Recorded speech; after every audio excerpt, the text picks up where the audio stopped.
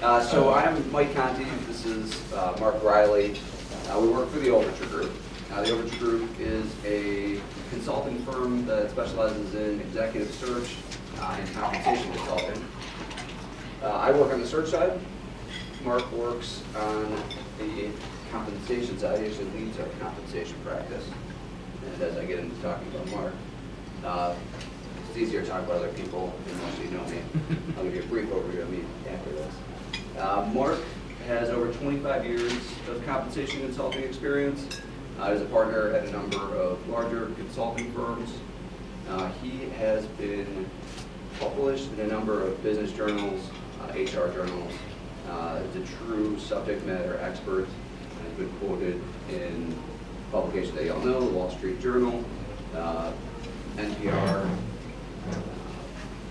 Cranes, the business. So he's the subject matter expert on compensation plans, has designed hundreds of long-term incentive plans, which we'll be talking about specifically. And I work on the search side. So as you know, I'm a recruiter. The area I focus on is accounting and finance, which is why I'm a part of FEI's CMG and have been for 5 years. And as far as long-term incentive goes, I see them a lot. So, Mark, subject matter expert, will design them, help companies, create them. I see them in the marketplace all the time with the candidates we're working with. So we're trying to give you two different perspectives. I might even have some questions for Mark during the presentation, and then we also encourage if there's things that come up that you guys have questions with during the presentation. We'd like it to be more of a dialogue than just us preaching to you on long-term incentive plans. So I'll start with just talking about some demographics in the labor market, specifically the executive labor market. These are two topics that are talked about ad nauseum. I think we've presented on both millennials in general, and then baby boomers in the workforce and retirement. The millennials, which people I don't think always realize, is the older group of millennials who sort of deny being millennials. I'm one of them.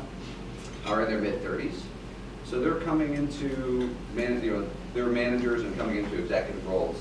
If you don't believe that, the CFO at Kraft Heinz, who was appointed when he was 29, I think he's 30 years old now. So I felt like a big slacker when I learned that. And then the second, and this graph shows, is that baby boomers are working longer. So that top line, that blue line, shows that in 1994, about for the employment population ratio of people 65 to 69 was about 20% in the workforce in 1994, and then in 2017 or now it's actually approaching 35%.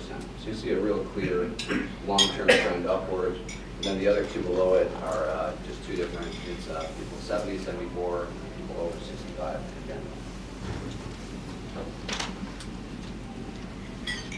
So impacting talent, the two things I just mentioned are actually the number points 4 and 5. So baby boomers, though they're working longer,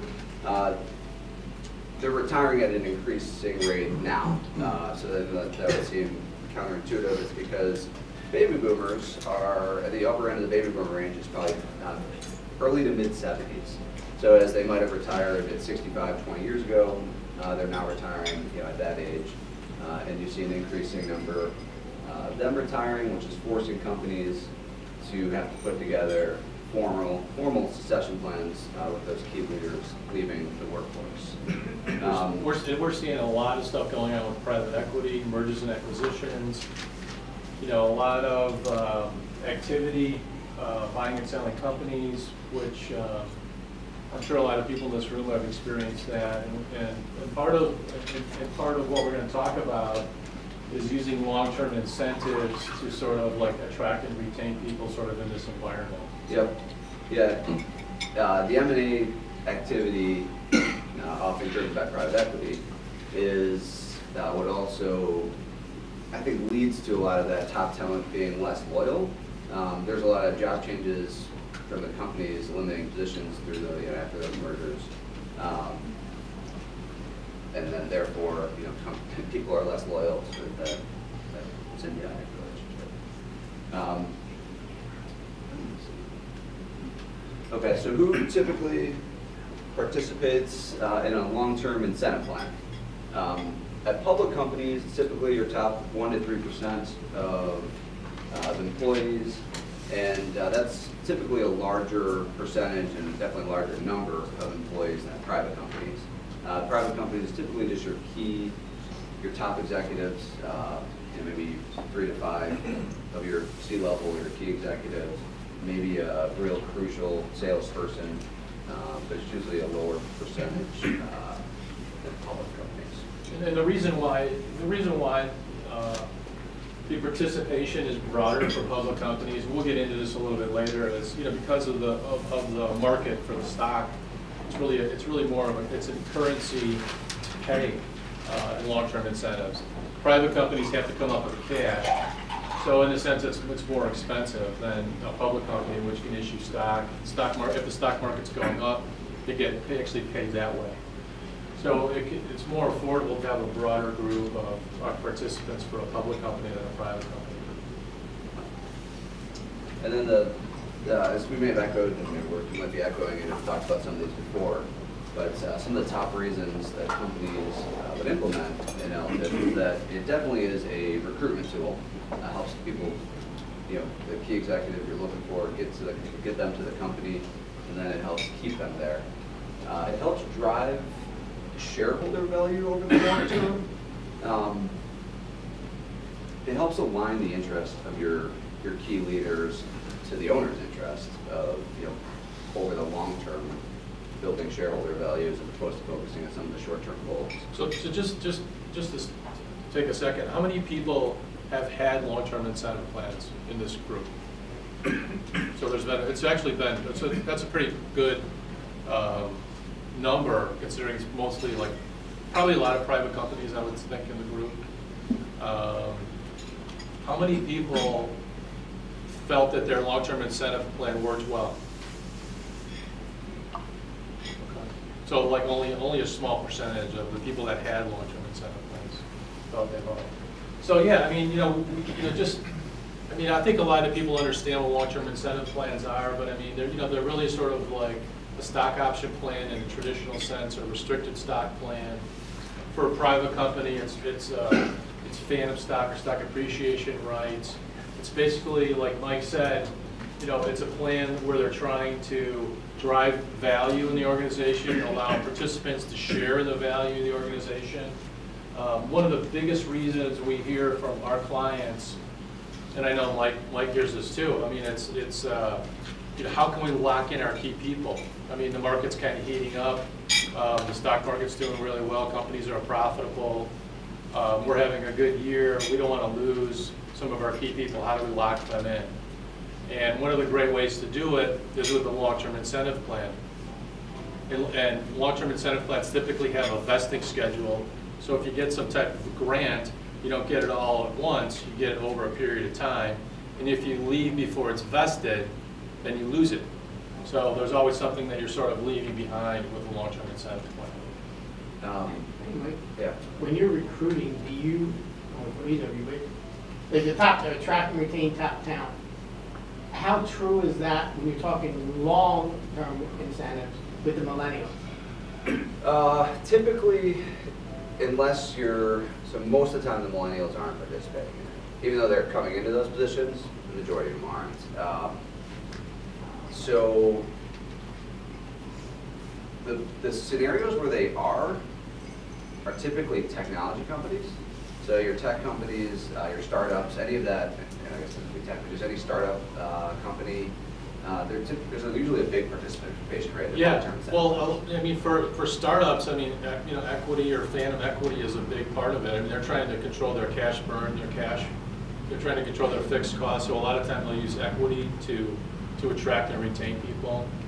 And millennials are part of that. Yeah, millennials are part of it. I'd say in the market, it just depends on the individual, and then often the person selling it. Like if you have a really good CEO or whoever's, selling the vision of this company, and then that's what's going to be tied to that long-term incentive plan. I would say that, as you would think, millennials maybe are a little more susceptible to buying into that. And sometimes it's true, you know. I'd love to be somebody who got suckered by Mark Zuckerberg a few years ago. You know. Yeah. Do you have a question? Yes. My background is in family offices, and one of the things is that that's very private, and what I've dealt with, can you tell me some of the scenarios that family office or private companies Sure. use to, for incentive? Yeah, well, I mean, there's different, as you probably know, I mean, there's different types of family offices. Some that, you know, manage a portfolio of companies, and some that are just managing, you know, sort of minority investments in a lot of different things. This one is multiple companies. So multiple companies. So, I mean, you know, you can look, so for like a long-term incentive for a family office, I mean, you could look at the value, you could look at each individual company and sort of look at the value of those companies and tie an incentive plan to the increase in value in each company, or you could look at it as a portfolio group and do it that way. So, yeah, I mean, you know, we've done stuff for family offices like that. That's not unusual, and it makes a lot of sense because that's really where you're trying to drive the value, you know, in that type of organization. And it's not short-term value either. No. You know, it's really long-term value. So the family offices that are active, at the portfolio level, usually their top executives, from what I've seen, do have a pretty good long-term incentive plan tied to the equity in the business. And then I have a family office client where they let the actual family office employees, which are only 25 of them or so, partake in, depending on the performance of their investment, they have like a long-term part of compensation that then gets invested in the same portfolio of assets. So it sort of puts everyone in the same like investment strategy, or on board with the growth of that investment. They almost become investors with the family or something in that business. Dan, did you have a question? Yeah, I was just, I was curious. It seems like there were very few people that thought their long-term incentive plan was a success. Right. And I was just kind of curious what you attributed that to, other than you not structuring. Yeah. Well, you know, there's a lot of reasons for that. I mean, you know, sometimes it just didn't pay out. So, you know, for whatever reason, the company didn't perform. It was a tough economic environment. It just didn't pay out. So people are like, well, it didn't work. But I mean, you know, if the company didn't do very well, if it didn't grow in value and it didn't pay out, that means it probably worked, because that's, you know, that's part of what's supposed to happen. But people aren't happy about that, obviously. So that could be one reason. The other is, I mean, some long-term incentive plans are based on, you know, financial metrics, financial performance goals, and then there's you know, could be a 3-year or 5-year financial goal, and then there's a cash payout. And the goals can be set, you know, too hard, you know, so there's not a payout, or, you know, there could be the wrong type of goal. So, you know, those are a couple reasons, but I mean, there's probably a lot of other reasons too, you know, for that. And does anybody have a particular reason they want to say about why their plan didn't work out? The real estate industry, when it Crashed. it crashed. Yeah. That's why. Right. That one didn't work out. Right, and so it's really not under your control, but it's like, you know. And then so sometimes when you set plans up like that, I mean, you have to have some type of a range of payouts and a range of performance, so that you can, you're not going to, obviously if things aren't going well like that, there's not going to be a significant payout, but there still could be some type of possible payout under some type of scenario like that, because I've seen situations where people work twice as hard in like a down market to sort of just kind of keep things going. Then, you know, when things are going great, it's like, well, I'm just going to get a payout. It's like my timing's great, but I mean, so you have to think about things like that. And just one observation, and maybe you guys can both comment on it. Particularly this room, I'm assuming that the length of the long-term incentive plans, LTIPs, typically a lot of people in this room and a lot of people I've seen aren't staying long enough to get them, right? So it's a 5-4-year period. They get a couple years of vesting. They're not really seeing the full payout of it. That was different. It's a good Probably point. most of our earlier careers, Right. Stock options and things like that. I see people leveraging them more in their next move. So they're not cashing out of their current LTIP, Right. and then using it to the recruiter side, and they're saying, hey, You gotta I've got replace handcuffs, this, right. and then it starts to trigger all over again. There's a new 5-year vesting period. So my observation is a lot of people aren't cashing out on their LTIP, but they're renewing them every time they move. Right. But there's a lower payout probably than most of us expected because of that. That's a good point, really good point. I do, maybe they're not that effective, but it does make it tougher for sure to take that person from that company. And one of them is with going to competitors, if you have a non-compete, a good long-term incentive plan makes it, it gives it teeth, right? Is that accurate? A lot of stakes. Yeah, I mean, most organizations, when they put in a long-term incentive plan, will put in some non-solicitation or non-compete parts of it. As we all know, I mean, non-competes are not that easy to enforce, but they do sort of send a message. Non-solicitations are a little bit easier to enforce, but yeah, that's usually part of an LTIP. Yeah. But I do see that. If people have a good long-term incentive plan and the next company that wants to hire them is serious about it, the best way is probably to pay them some money up front but have another vesting schedule so they're not on the hook for a lot of money up front if they leave within a couple of years. So why do executives want LTIPs? Building wealth is an obvious one. They can be very lucrative when they do work. Sharing the financial success of a company. Sometimes when you do really well at your job and you make a huge impact, and then you just get your normal one. If you see the company's tripled in profits, you've made some great decisions, helped them get there, and you get a pat on the back and your annual incentive. You don't feel like you were properly thanked for your work. Deferring income to later years is something that could be beneficial for certain people. And then providing upside at the company sold is important, given that M&A market. You want to hedge. You're taking this role. If it's owned by a private equity company, it'll probably sell at some point. Or just in general, there's no guarantees that your company won't could be a sell. family-owned business or whatever, right? And as an executive, the people who participate in LTIPs, those are the ones whose jobs are most at risk during the transaction. So on that, Mike, do you typically see acceleration?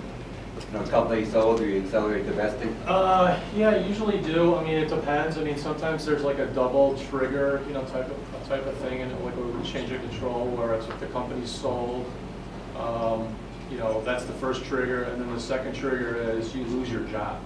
So if that happens, everything would automatically vest. So we're seeing a lot of those, and those really, the companies love those. It protects them, and then the purchaser. So we're seeing a lot of double triggers. Yes. So this slide really just sort of talks about, another reason for long-term incentives is to align the interests of managers and owners. I mean, managers historically are really just trying to sort of maximize the short-term potential, protect their job. Owners are trying to look at long-term value creation, and LTIPs really sort of bring everybody together into the same boat and aligns their interests. This slide talks about business strategy as sort of the driving force for any type of plan design. It's kind of a complicated slide, but really what we try to, anytime we do a project, where we start is trying to understand what's going on in the company, what's going on with business strategy, understanding the capital structure, how the company is making its money, how it's positioned in the industry, what are some of the key performance goals and objectives. So it's not just sort of pulling out, some type of a plan design and saying, here's what it is. It's really trying to understand the business and trying to come up with something that really supports the business going forward. Some of these slides, I understand that the TV isn't the best, especially for people in the back. So if you need, if you want to get a copy of these slides, just email us and we'll send you over a copy of the slides. So for a large company, this is a pay mix, which the pay mix we talk about the percentage of base salary, the percentage of short-term incentives or annual incentives, and the percentage of long-term incentives. So for a large company, say $1 billion plus, you know, you typically would see a little bit more in long-term incentive. This would be like for a key executive, maybe for a CFO, CEO. So the mix for a large company would be, you know, base 45%, short-term 25%, LTIP would be 30%. And as you get to smaller companies, you'd see the LTIP percentage go down. And that gets to, you know, private companies having to use cash. That's part of the reason. It's just also smaller companies, it's just less prevalent to have a long-term incentive plan. Let's say that looks like what I see. Is this data from our? It's from World at Work. You're just estimating like a fair value, is that kind of how you're, because all Yeah. this stuff is invested, right? Yeah, right. It's like if you added up the total and then just, you know, put it into different buckets, what the percentage would be. That's the cream portion of the pie. Green portion is the LTIP. Yeah. How does that jive with what you've sort of experienced?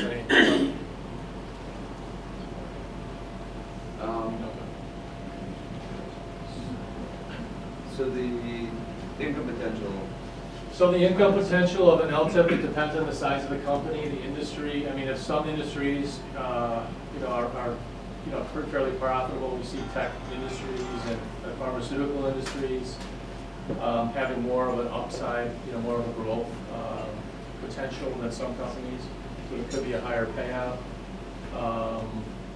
You know, the life cycle and market stage of the company has a big part of it. Like Mike said before, if you're a startup or an early stage growth company, you know, there's usually equity involved. There's a potential for more upside. You usually give up base salary, and you know that there's more risk, just given the environment that you're in, and that startup environment. The potential income, you know, we typically look at long-term incentives as like a percentage of base salary. So for key executives, 20 to 50% would be sort of a typical target. And that would translate into sort of a payout of $750,000 to like $1 million over 5 to 10 years. Depends on the company and the growth of value, things like that. For the next level of participants, we'll be looking at like 10 to 20% of base salary. And one thing that to keep in mind is that these plans are really not just for like CFOs, CEOs, COOs. It can be for critical salespeople. Because if you have some key salespeople that are really making it happen, generating a lot of revenue, you know, going back to what Mike said, I mean, you want to lock them in and develop some type of retention plan for them. You don't want them walking away. So, you know, having them as part of the LTIP makes a lot of sense. So that's each year, is that 20 to 50 points, is that? Yeah, each year. It's like a bonus percentage effectively? Right, right. And so you back into that, I mean, we look at survey data to figure that out, but it's also, we do a lot of modeling when we do these plans. So we would put the people in at these percentages, model it out over a period of time under different growth rate scenarios, sort of see what it would cost, what the potential payout would be. You know, and then it's you know, there's always a reasonable test. It's like, is this reasonable? Is this affordable? And then is it enough to keep somebody too? You know, that's the other side of it. Because if it's not enough, then you know, you do these plans and people will, you know, somebody will come and buy them out. So it's got to be significant, you know, to lock them in. And yep. And then you know, the salespeople are definitely the ones, like I said, giving teeth to that non-compete. It's a pain to enforce non-compete. It costs the company money when they left. It's easier when you now have leverage of $1 million in long-term incentive that you'll be able to hold on to, or you know, it gives you the position of power. It gives the company a better position of power.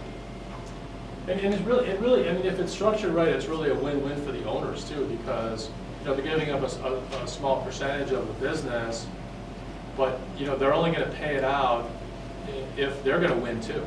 So if their value grows, you know, say if they own 90% of it and the management owns 10% of it, I mean, they're going to have a win because they own 90% of it. So it's a win-win if it's set up the right way.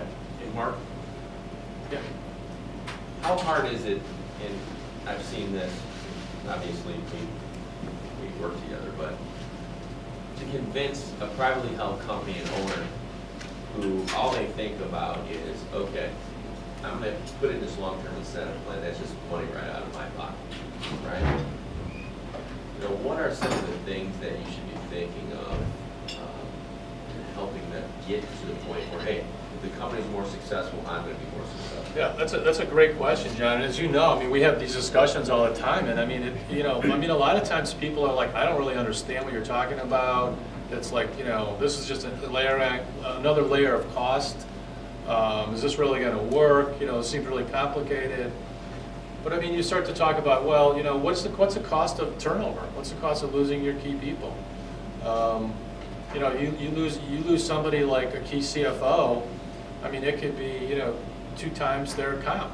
And then you get another person in. And are you really getting the right person in? So you could lose like a whole year. Or if it's a key salesperson. So, there's some issues like that. And then the other thing is, if you set it up the right way, it's going to be a win-win because you're sharing a percentage of the increase in value that this person or this group of people are helping you create. So, it's pretty logical. I mean, people sometimes it takes people a while to get their head around it. And most of the plans for those type of people are set up so they're not giving away, real stock. They're not giving away voting rights. They're not really diluting, their control of the company and all that kind of stuff. So most of the plans are set up to avoid that. Yes. Can you talk about the range of valuation methods that are used for private companies? Sure, that's a great question.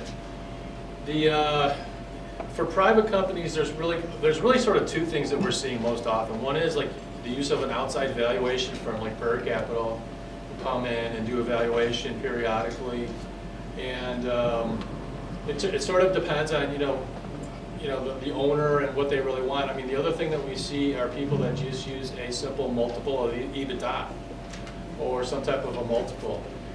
And with a long-term incentive plan, I mean, you have to sort of do some modeling on that. You have to look at like how volatile is EBITDA. What's going to make it go up and down, and you may want to go back and take like a 3-year average and use that as the base multiple of EBITDA to sort of like prevent the ups, significant swings ups and downs with EBITDA. So there's really two things. It's like sort of a simple multiple. It can be EBITDA or net income or whatever, or else it's a valuation approach.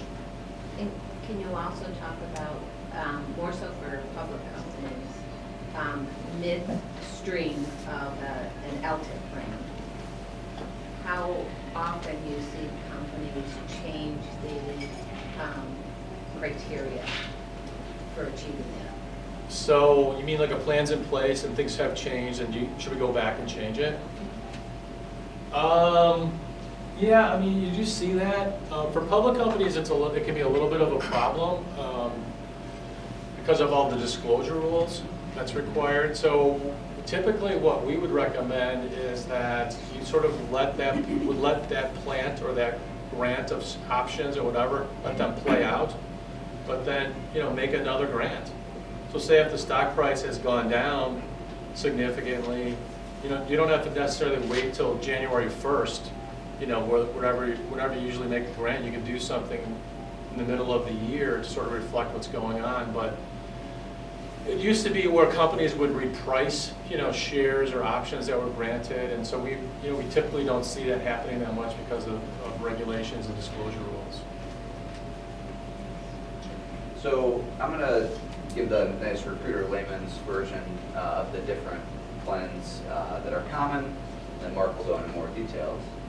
So for actual stock plans and then stock equivalent plans, so stock options and stock appreciation rights or SAR plans, those are very similar, and you earn money on the increase in the value of the stock. And then restricted stock for using actual stock and phantom stock are similar in that you're awarded the entire value, not just the increase in value of the stock.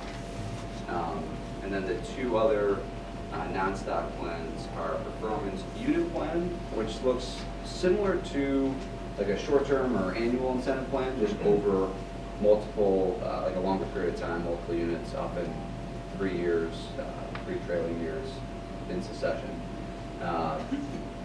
And then profits interest or value sharing, which is an option that LLCs and C corps, S corps,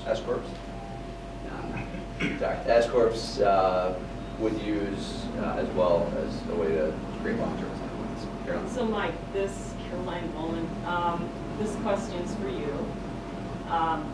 With the changes in the tax law, how are you revisiting these? I do not. And even, I would say, even the current tax changes. Yes. Yeah. Well, you know, say we haven't it's, done. it's actually a pretty good question. I mean, there's a lot of changes. I mean, it hasn't all sort of been finalized yet, as you know. Right. But you know, there's some significant issues. I mean, like the pass-through rate, you know, for S corps, LLCs, I mean, is going to go down, and so that may make things like profits interest more valuable because they'll be covered with that.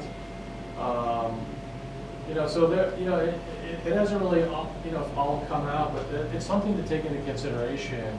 And the other thing that I just read the other day is that there's probably going to be a deduction limit on compensation. It's only $1 million. So if you're paid more than $1 million, you're not going to be able to deduct the amount above $1 million. So you know, I mean, that could be significant. I mean, we work with a lot of private companies where people make more than that. And you know, anyways, so it's something to keep in mind. It's something that we're trying to watch. And So I didn't ask particularly about LTIPs, but I did yesterday, talking to a tax professional, CPA. I asked about how it would impact more just regular compensation. And he said, just don't worry about it until they actually figure out what they're going to do. So yes. Proactive though. Yeah. good question. Okay, they already figured out revenue recognition that starts next month. Have you had any experience in that? Because that can very well significantly affect these plans. Yeah, Maybe well, it I already think has. it could. I mean, I think that's a good point, especially going back to the valuation question that you were talking about. I mean, that could have a significant impact on valuation. And a lot of times we'll put plans in place to allow some flexibility. So if there's changes like this, we can make some adjustments to the model, and reflect that. Good question. So this is the prevalence of the current, or the plans that we're seeing in private companies. The top one, 51% of companies are using SARs plans.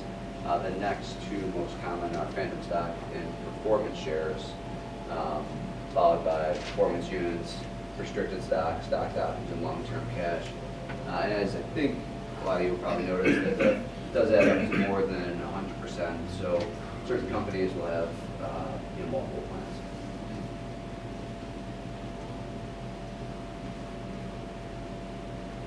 So we talked a little bit about this already. I mean, what are stock options? Basically the right to purchase stock at a fixed price over a period of time.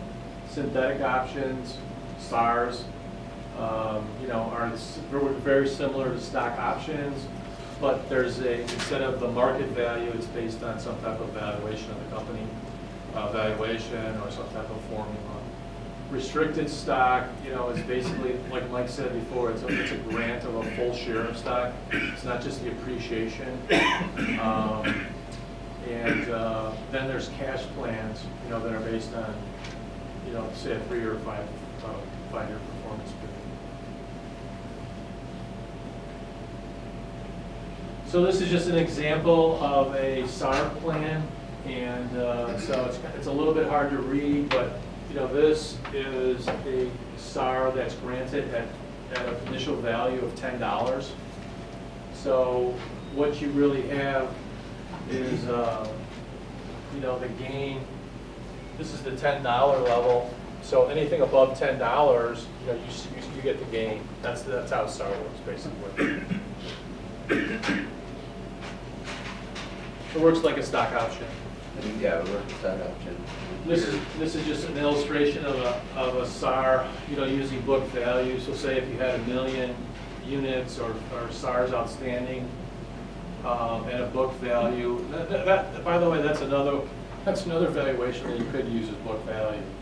A lot of organizations don't do that because of the way book value is determined, but that's a possibility. But as an example, so you got $1 million outstanding, the book value per share is $10, so the company book value is $10 million. There's $200,000 reserved for the plan.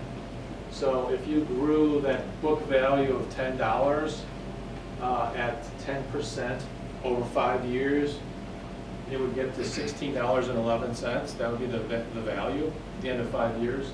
So your gain would be $16.11 minus 10, or $6.11. And the total payout, if all 200,000, SARs or options were outstanding, would be $1.2 million. So it's just sort of a simple illustration of how SAR plan would work. Question first. Yep. Do you see when you put these plans on at deferred payout, are they usually funded or unfunded? It's a great question. I mean, it depends a little bit on if they're borrowers or not borrowers. Because if they're borrowing money, they don't necessarily want to like fund these plans. I mean, so. But if they have a lot of cash, then they'll fund them. Because I was part of one once where, basically everybody in the company was kind of unique, but it was like a 3-year payout. So once you were there 3 years, they had handcuffs on you. The problem is the company went south, so by the time it came for the payouts, there really wasn't funds to pay. It wasn't, yeah. Well, and then and then there's some ways to sort of structure that. You can do like a rabbi trust where you put money into, rabbi trust. That actually won't protect it if there's a bankruptcy, but it'll protect if there's a takeover and then somebody tries to play around with it. So there's some protection mechanism that you can put in place for that. One of the things about stock appreciation rights and these synthetic equity plans are their flexibility. So you can have wide range of eligibility. You can have very little participation, or you can have broad participation. Grant size can vary every year. Can vary by participant. It usually varies by, say, job level. It can be one time or periodic. If somebody is not performing well, you can you don't have to give them a grant. You can change it and then skip a year. The vesting rules, they're usually at least 3-year vesting, but they can't be structured, based on how the company wants to do it. It could be some vesting up front, some vesting a longer period of time. We just put in a plan with a manufacturing company, and the CFO was kind of towards the end of his career, and he had been trying to get a plan in place for a long time. And we ran a bunch of models, and he's like, if we do this typical 3-year vesting schedule, I'm not going to build up much value by the time they have to retire, which is going to be like a 5-year. So what we did is we gave him a significant higher upfront grant. So instead of giving him like 1,000 SARs, we gave him 4,000 SARs, so that he would have to build up. In a sense, it recognized a little bit of his past performance, but the purpose was to lock him in for the next 5 years. And if we just sort of went along the typical schedule, it wasn't going to be enough to lock him in. So there's flexibility to do stuff like that. So there's no discrimination testing or anything? No discrimination testing, no Department of Labor rules that are involved. Now, you mentioned vesting typically is 3 years is common. Is that 3 years in a cliff vest, or is that 3 years? It's usually 3 years incremental, like a third. And you mentioned that is there a cap? So there is for a cap. So sometimes they will put a maximum if the company just things that are out of control. Yeah, I mean, it takes off. You usually do not see a cap, but I mean, it depends on the situation. I mean, there can be something that the owner sort of sees out there in the horizon. That they're buying a business. There's going to be some huge windfall, so there could be some type of cap that's put in place or considered. I had a client. We did not put, Mark and us did not put together this long-term incentive plan. but it was the first long-term incentive plan that the company had put in place. Privately held company, been around for over 70 years. And the company did phenomenal over the last 5 years. And they had a 5-year like cliff vest and payment owed. And the CFO who helped put together the plan was a little bit worried because now all of a sudden there's this motivation or incentive for the owners to try to renegotiate or fire the team if they wanted to, because there's this large sum of money owed to them. And that did not happen. There's 3 owners. One of the owners did want to at least renegotiate, and so it could happen. So you really do want to design these plans the correct way and not run into those types of issues.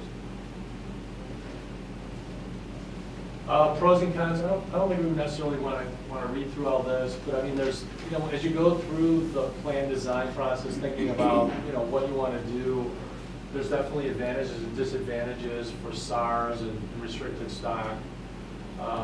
And so some things, you know, that you would want to sort of take into consideration. I mean, we worked with another company that's a pharmaceutical company that's very profitable.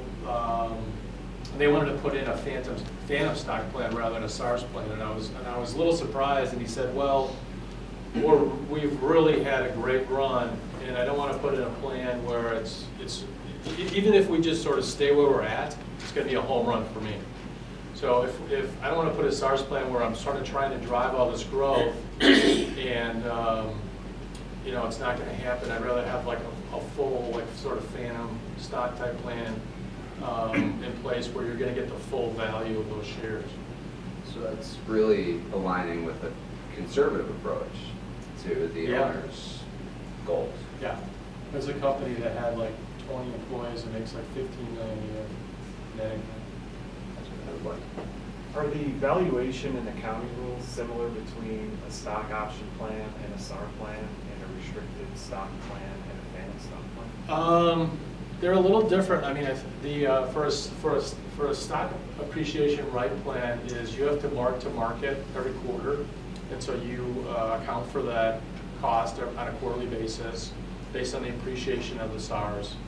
You pay tax, you know, when you actually get paid out on the SARs, and that's when the company gets a tax deduction.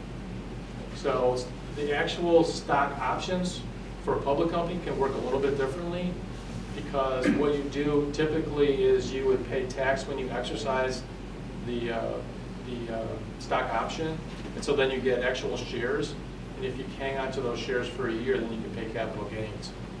SARs, you can't pay capital gains. It's always got to be ordinary income.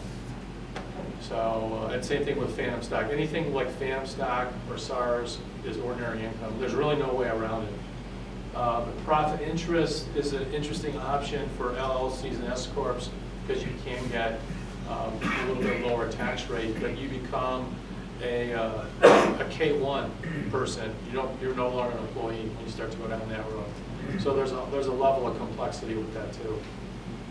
When you say they have to kind of book the liability quarterly, so do they need to do evaluation quarterly, or do they use like the last year annual valuation? Yeah, they usually, well, that's a great point. So, I mean, they're supposed to do it quarterly, but you really only do an annual evaluation, so you kind of are, you know, just sort of spreading that over the year. I mean, you can look at, you know, if it's an earnings multiple thing, you can sort of like make an adjustment and do it that way based on quarterly earnings. So it depends on, you know, how your accounting firm, you know, what really wants to handle that. But that's a typical practice. So this chart really just shows there's sort of a different, there's a clear difference between options and restricted stock, because for phantom stock, you're granting that full value. So you would grant more options. If you're going to just sort of try to do the same thing from a valuation standpoint, you'd have to grant more options because you're just paying out the gain, whereas a restricted stock, you're paying out the full value. So this just sort of shows if you were going to grow at 5%, 10%, 15% over 5 years, what the value would be if you granted options or you granted restricted stock. So it's just, I don't know, it's a little complicated, but if you're a fast-growing organization, options or stock appreciation rights are gonna be worth more to you, just because you're gonna get, in a sense, more leverage with that type of plan. I don't know if that makes sense. Yeah. Just something to keep in mind. And in your seats, there might be more upside because you have more shares, but there's obviously more risk because if it doesn't go up in value, you don't have any. Yeah, and then just, just as an illustration on that, I mean, so if you grow zero, your options are gonna be worth zero because there's no gain. But your restricted stock or your phantom stock is gonna be worth 50,000 because you're getting that full value. It's not just a gain. What's the key difference between restricted and phantom, other than just shareholder rights? Is that the only difference? It's really not shareholder rights. It's really just the way that it's basically for restricted or phantom you get the full value. Right. For SAR you get the appreciation. Do you mean the difference between If it phantom just stock and technically, restricted? are you still getting capital gains on phantom even though you didn't really buy in? If you can only get really capital gains unless it's real stock. So only restricted gets the capital gains? Yeah. Or the other? Well, I mean, you can get capital gains on stock options after you Right. exercise, and then it goes. But The and then with real restricted stock, if you make like what they call a Section 83B election, Yep. you can pay the tax up front, Right. and then sort of get locked in, at that rate going forward. But you can't make the 83B elections on phantom, right? Can't. So it's really just an option with the full value? Is that kind of the way to think about it? Yeah, I mean, it's just the full value of a share. It's just giving you a share. Right. So generally any preference over the phantoms, or they are kind of hard to sue with? It depends. It depends really sort of on what's going on, in your company. I mean, if you're like a fairly mature company and you're not growing very much, you probably would want to do some type of restricted stock, because you're not going to make much money if you give people options and you're not growing. Right. And in some businesses, they're already doing very well, generating a lot of, say, cash flow or whatever, and so that may be the right answer.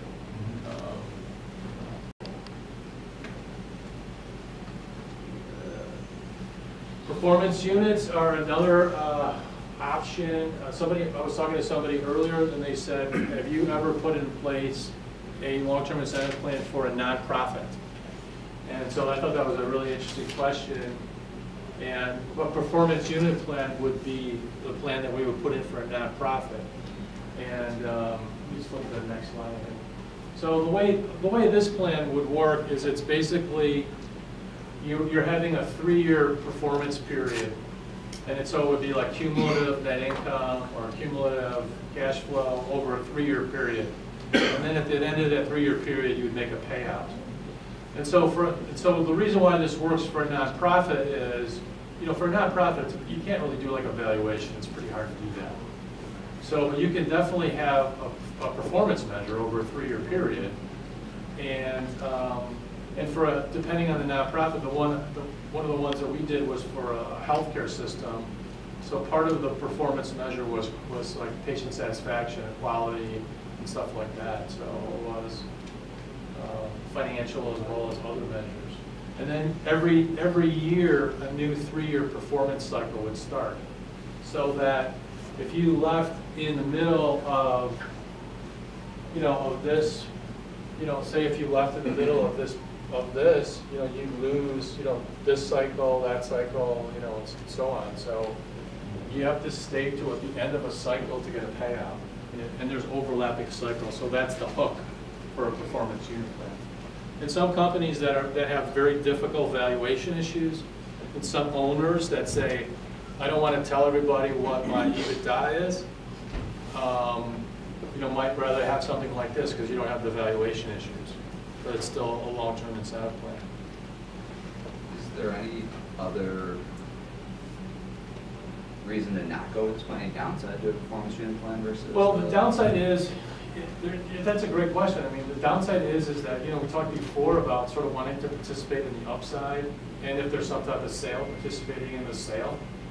Under this plan, you wouldn't be able to really do that because this is just tied to like a financial performance measure. So you're really not like an owner, or you're not you know. So it depends. And somebody asked me earlier, like if I've ever worked with a subsidiary of a foreign company.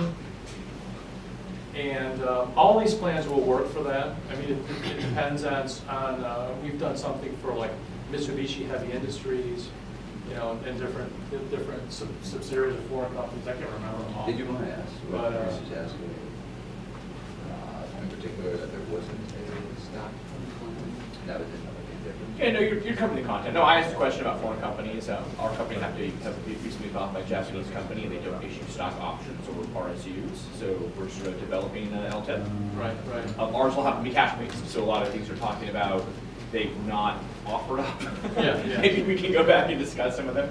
Yeah. But whether it's cash or performance units, we'll probably work through that. But a lot of these get into metric-based. So if they're metric-based, right, we've got a whole other layer of sort of negotiation happening. Is it market-based or phantom stock or equity? Those are pretty quantifiable metrics. Right. If they're things like you have here, sales growth, for instance, they seem to be structured more as a target-based versus an absolute. Right. So the absolute programs that are reflective of options or RSUs, phantom stock, to me are a lot easier than having to negotiate a whole set of targets to go with these other performance plans. That's actually where we're hung up right now, is what to tie it to. Yeah, that's a great question. I mean, and the other thing is like with a plan like this, you know, it's like you're already measuring like all these short-term metrics. And so it's like, you know, maybe you're doing like net income or budgeted, you know, whatever. And then do you want to really use, you can't really use that again. You know, so you got to think of something new. So is it market share? Is it, you know, I mean, you know, there's all different types of things, but you want to create you want to sort of come up with a measure that's going to sort of mirror the increase in the value of that group or the division. And so it's not easy to do that. You know, it really, that's the other challenging part of this type of plan, is to coming up with that. And then the other challenging part of it is, you know, just like with the short-term plan, you know, you're dealing with, like, say, budgets or targets, and then, you know, are the budgets set really hard, or are they set like kind of easy? And like, so, do we really want to use budget, or is there something else that we can use that's more realistic? You know, you want to set the plans up so there's a reasonable chance of a payoff. I mean, if the budgets are really a stretch budget, and you're tying this to, you know, some type of 3-year budget, and business changes pretty dramatically. You know, I mean, it could be one of those things where everybody raises their hand and says, yeah, that plan didn't work because the goals were screwed up and there was nothing I could do to influence it. So yeah, I mean, I totally get that.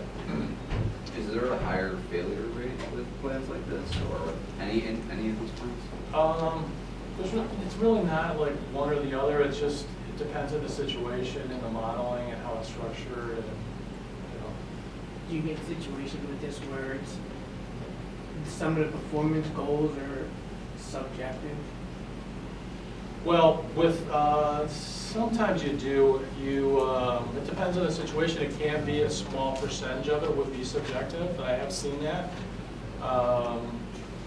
You know, it could be, you know, for example, if you have like a key management group, it could be, you know, developing sort of the next layer of, you know, of executives. It could be, but it's usually not. Say it would be 80% financials, maybe 20%, something like that. But that you could definitely put that in there. And I have seen that done before. It could be like, you know, a balanced scorecard or something over a period of time, and it's actually not. It's not necessarily a bad idea, especially if you're in a really volatile type of business. Because I've seen, like, I worked with a steel company, and I mean, you know, it's like, it was like kind of up and down. And they did put some like productivity measures and some safety measures and some stuff like that in there. And, you know, it's kind of like, you kind of think, well, are they just kind of trying to like game it? But I mean, in reality, it did make sense. Another thing, you run the risk, given that you don't have a deal or oversight or anything, then it becomes subjective. So I'm going to say, yeah, I did this, I developed this staff, and so well, I'm I mean, going to say 30 days. Well, I mean, there's usually a board or some type of, you know, outside investor that's looking this over and saying, you know, we're not just going to give it away. So there is an oversight.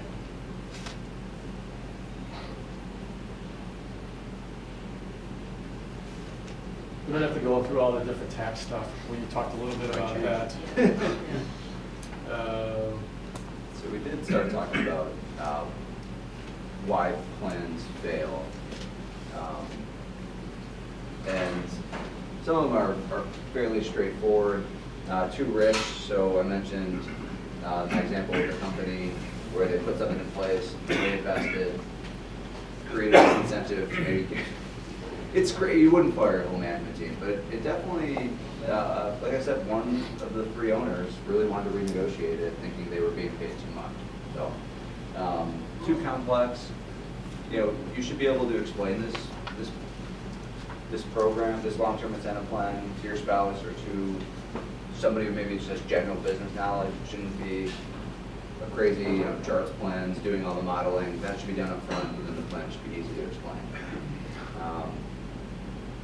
If you don't adequately predict or model possible scenarios.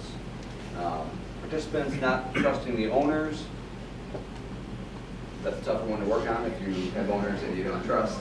You know, getting them to change and develop might be difficult. And then company picking the wrong plan, so just the one that doesn't fit them for their needs. Yeah, so that's exactly right, Mike. And so it's modeling, you know, trying to sort of like, you know, look at different scenarios, trying to understand the cost and the payout implications under different scenarios, making sure that there's no sort of surprises, and then you know, just communicating the plan, you know, very simply and clearly. Those are probably 2 of the biggest things. One item you don't have on either of these slides, I'm just curious. You know, we talk a lot about public-private, but not private equity per se. Those are typically a liquidity issue, and you've not mentioned that, but typically there has to be a liquidity event, which really handcuffs, right, the management team into that trigger event. Right. What are your thoughts on that? Well, I mean, you know, private equity, you know, a lot of times when I deal with private equity, I feel like they invented, like, you know, stock plans. You know, so they're like, you know, this is what we're going to do. You know, we're going to reserve this percentage, and here's how this is going to work. And they have their playbook, and they're going, you know, that's what they're going to do. And they've been very successful. But they do understand like the value of sort of like, you know, tying in management with equity. You know, so they totally get that, and it is a liquidity event, you know, that they tie you to as well. So we look at it as sort of the same private company type plans. I mean, there's some interesting dynamics with private equity in terms of the timing and all of that, but and do they use? You know, they typically use phantom stock. They always use like stock appreciation rights or phantom stock. That's typically what they use.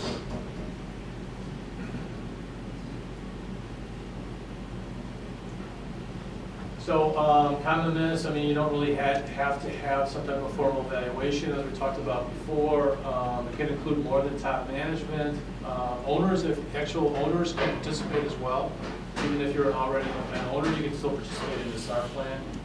And you need to have some flexibility. You watch out for 409A rules. 409A rules cover deferred comp. And the IRS looks at stock appreciation rights and phantom stock as deferred comp. So you just have to be careful of how that's structured. We are very close to out of time. And like I said, some of these slides, we can send them to you. Just please you know, email me. My card will be in the bucket. So you will get that, and they can either then send it out or just email me. And if you want to send it to me, I can Sure. put them out with the email, Yeah. pertaining to the business card distribution, so. Sure. Yeah, okay, so this is just some questions to ask if your plan's working. But this is just, that's really it. That's really it for our presentation. Yeah. So, are there any like last any questions, further questions? any additional questions? Jerry. So let's say an executive is getting ready to either accept or negotiate terms of an employment, of a job offer, and they're not talking to Kathy about advice, and they're not being represented by the Overture group. So what, is there a source besides talking to, I guess, Mike more than anybody else, to find out, one, is your company big enough to offer it? Let's say they don't offer it, they're not putting it. And two, are they doing either the right plan or the right metrics? Any thoughts on that? You know, I think that you know, when you're dealing with long-term incentive plans and you're looking at, you know, you're evaluating an offer, I think it's helpful to talk to some, you know, an expert. But an expert could be somebody else in this room that's had a long-term incentive plan, or just somebody that you know, your financial advisor or your accountant, or, you know.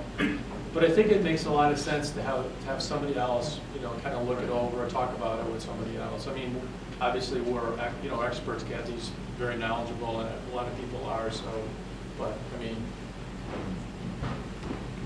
if you trust the financial health of the company, so in a lot of like financial leadership roles that we work on, if it's a private company, we still strongly recommend that the company shares the financials with the people they're potentially hiring.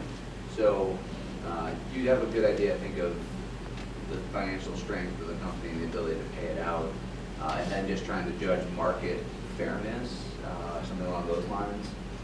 You know, I'd say talking to, you call me, you could call Mark, you could call somebody who can help you, you know, figure that out. So not quite as simple as a Google search. And For honestly, an too, organization. I mean, for some of the positions and size of company, you can't. I mean, you can find a whole bunch. well, I actually think too. I think that it's, you know, if somebody's evaluating you, you know, for a position, and you've looked into it, you have some good questions to ask about it.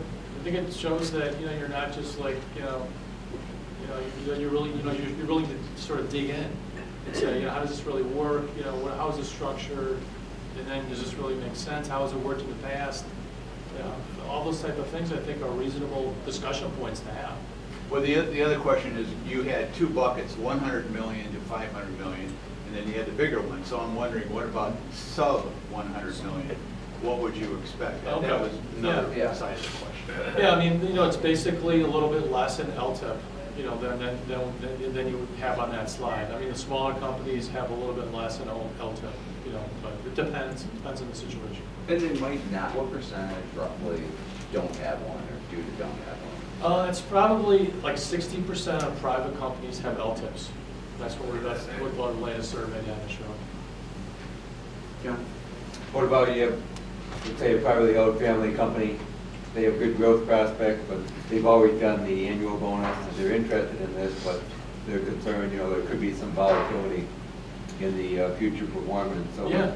You know, which are the types of things you tend to Yeah. steer them towards?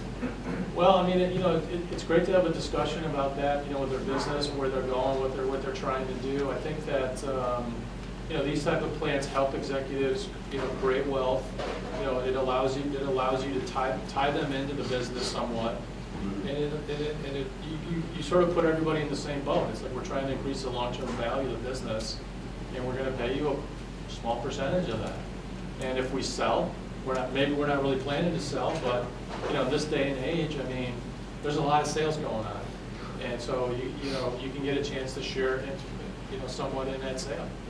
So where there's more volatility, does that tend to lead you towards, you know, you mentioned 6 different options, where there's more volatility, do you tend to like one of 6 options? Yeah, I mean, more? if there's a lot of potential downside liability, you'd probably be more like phantom stock, because there's going to be some type of value. Even if the share price goes down, you're gonna get something. So if there's a lot of volatility and you use SARs, I mean, you could walk away after 5 years with nothing. So I mean, just depends. Yes, sir. Do you find? No, I mean, do you find like one of the reasons a plan may fail is just lack of communication of how the plan works? Yeah. Totally. That's totally a problem. I mean, if people don't understand it, it's not going to work. And as Mike pointed out, I mean, we try to make these simple, you know, describe them on one page, and do some financial modeling, share the financial modeling with people, so I'll walk them through it. But communication's a big part of it.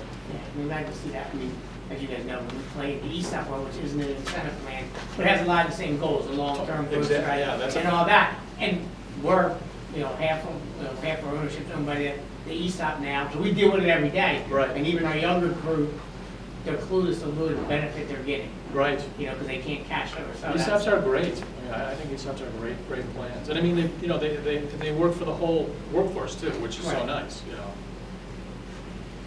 Do you ever, I mean, one of the issues I think we've encountered is we tried to roll out a plan that was pretty complicated, you know, was, you know, private equity backed, we kind of had like 1X, 2X, 3X strike, you know, different vesting schedules. And people just didn't understand it. So, I mean, you ever come in a scenario where maybe you've got one plan for executives and then one plan maybe for the rank and file? Like, you know, we tried to roll it out to people that everyone had been around for 10 years or more, got something, it's kind of a repetition of that. I mean, I think they just didn't see the value. I think there's a good rationale for doing that. You know, having maybe something that's maybe a little simpler for the workforce. But you know, on the other hand, I mean, I think you want everybody sort of on the same page. Right. You know, it's like, and there's something powerful about if you're the CEO, you know, and I'm kind of a junior person, and you're like, you know, we have the same plan. You know, and if the business, you know, improves and does well, you know, we're gonna do well. So there's something powerful about that. So I would say simplify it for everybody, not just simplify it for the lower people. Simplify it for everybody so that it's real easy to understand. Or simplify the message, if that makes, because maybe that sometimes it gets complicated. If you're a CFO and you're working with a private equity firm and you understand everything that's being said, but you need to just put it in terms that they understand when you communicate with them. Well, thanks everybody. Have a great holiday, and appreciate the opportunity to speak to you guys.